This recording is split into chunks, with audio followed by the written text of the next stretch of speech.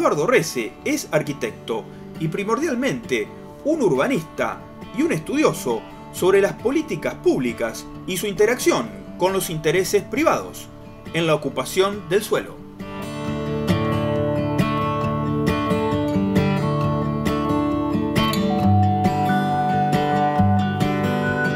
La práctica del urbanismo supone siempre una suerte de contradicción entre los intereses privados y la política pública, los intereses privados sobre el suelo y sobre la propiedad inmobiliaria, y la necesidad del Estado de regular la acción sobre la ciudad y por lo tanto regular el derecho de propiedad, digamos.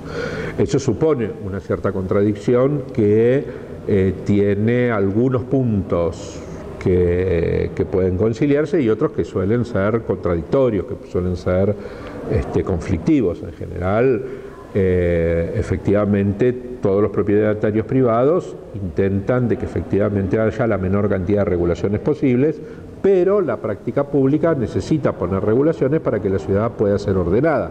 Los planos urbanos y los códigos urbanísticos cumplen una función muy importante en esa regulación,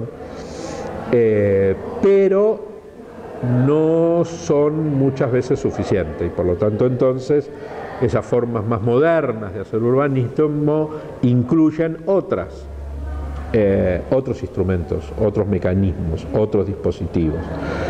Algunos de proyecto urbano, de intervenciones, etcétera, otros tributarios.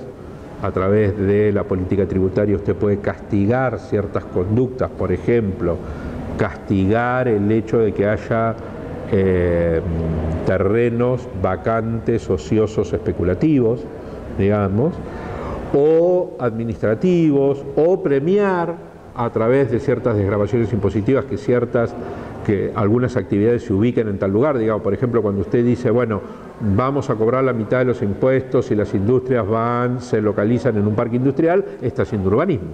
Está haciendo urbanismo vía política tributaria. Digo, porque usted está alentando a que determinadas actividades se localicen en un lugar y no en otro. Digo.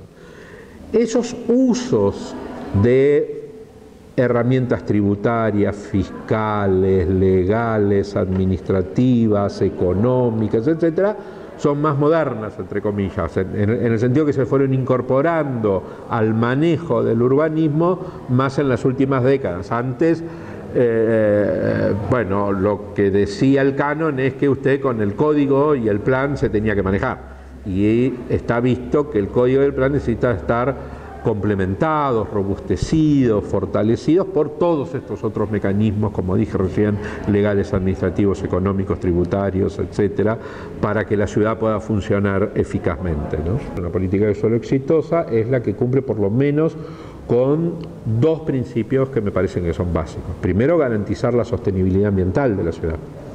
Es decir, básicamente no aquellas políticas de suelo que obviamente lo que hacen es que cada paso de crecimiento de la ciudad no sea en detrimento de la calidad ambiental de la ciudad, sino mejorándola. Y por lo tanto son políticas de suelo que resguardan espacios verdes, cañadas, arroyos, elementos naturales, bosques, y que fomentan este tipo de atributos ambientales de la ciudad. La segunda precondición que me parece muy importante para lo que es una gestión de suelo exitosa es, además de la sostenibilidad, la equidad. Es decir, la ciudad tiene que crecer incluyendo a todos. No puede ser que solamente los ricos puedan vivir en la ciudad y puedan pagar precios de lotes altísimos y los pobres tengan que vivir en las peores condiciones. Ciudades como Trenquelauquen, como Peguajó, en la provincia de Buenos Aires son ejemplos muy interesantes en ese sentido, de que han utilizado políticas de suelo que, insisto, combinan bastante exitosamente cuestiones de respeto a la calidad ambiental y de equidad social, por poner algunos de los ejemplos, a mi criterio, más interesantes que uno tiene a mano, digamos, ¿no? En el periodo político anterior, el Plan Procrear fue una herramienta muy importante para que una parte de la clase media, formalizada en términos laborales y con alguna capacidad de ahorro, puede acceder a una vivienda, habida cuenta de que el propio ciclo económico, ciclo del periodo político anterior, significó unos aumentos de precio del suelo muy importantes, precisamente porque la economía creció a unas tasas muy importantes. Pero ese crecimiento a tasas muy importantes también significó un aumento de precio y por lo tanto entonces las dificultades de amplios sectores de la clase media de poder acceder a una vivienda. El Procrear fue un instrumento en ese sentido hipervalioso para poder hacer que efectivamente una parte importante de esa clase media pudiera acceder. Sin embargo, tuvo un inconveniente importante de implementación que está debido, digamos, básicamente al divorcio que hay en este país entre las distintas políticas.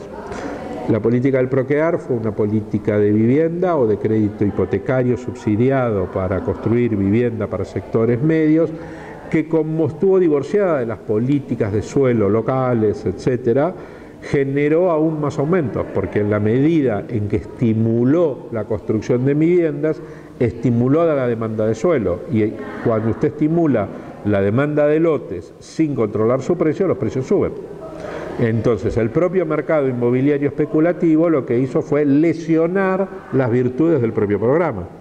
No sé si ustedes se acuerdan, pero cada vez que había un sorteo del Procrear, todos los lotes del país subían al doble. Digo, todos los especuladores se frotaban las manos, digamos.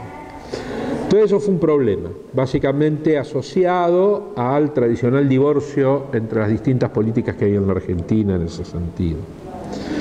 En el ciclo político actual cambian varias cosas. Primero, deja de ser un